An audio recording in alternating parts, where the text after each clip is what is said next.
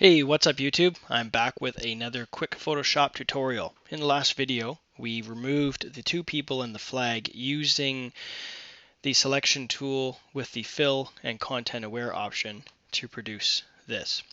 This time, we are going to look at removing an object such as this umbrella.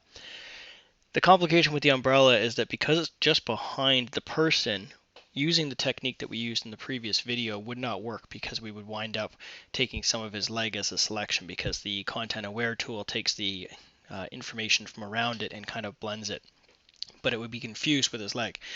So instead what we're going to do is we're going to select our polygonal lasso tool.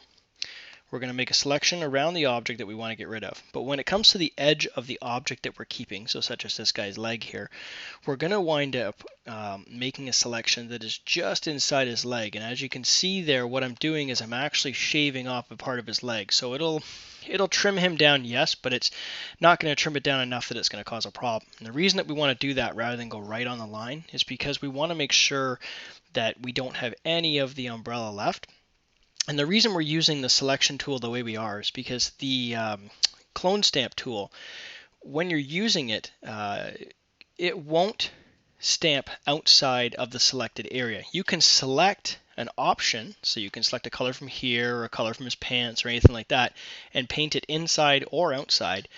But once you are painting on the inside, it will not allow it to paint on the outside of the selection. So the best way to show you is to actually demonstrate. So I'm going to select a part of the sky, and I'm going to start painting over top of the umbrella. And all I'm doing is I keep making a re-click. And the reason I do the re-click is because if you simply move over, it remembers what's there even though you can't see it. So you want to make sure that you're lifting the mouse button or your pen tool or your finger off the trackpad, whatever you're doing.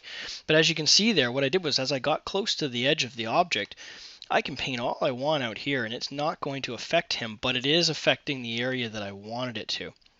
So once I take the selection tool off, you can see that we've now removed that umbrella piece. Now, yes, there's a bit of the sky up here that doesn't look great. What I would suggest in a case like that is taking the same clone stamp tool, lowering the opacity down, somewhere like 30%, something like that, and make your selection.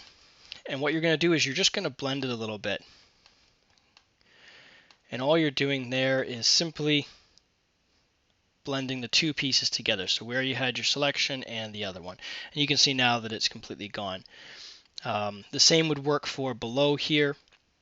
Really the purpose of this tutorial is to show you that if I was to make a selection and paint inside or outside the selection, it wouldn't make a difference. It will not allow me to pass by the window that I have selected. So I'm just going to do a real quick job of cleaning up the rest of this and I'll be right back.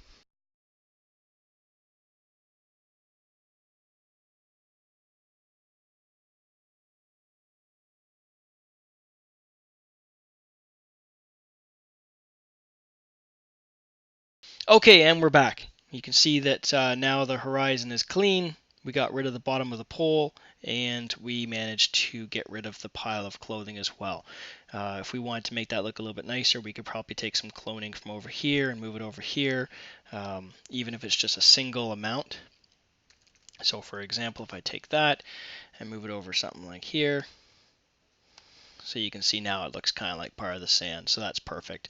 The last thing, if you wanted to do, is we could get rid of this guy's head using the same technique as well as that area there. Again, all you're going to do is make your selection, paint with inside the selection, and you are done.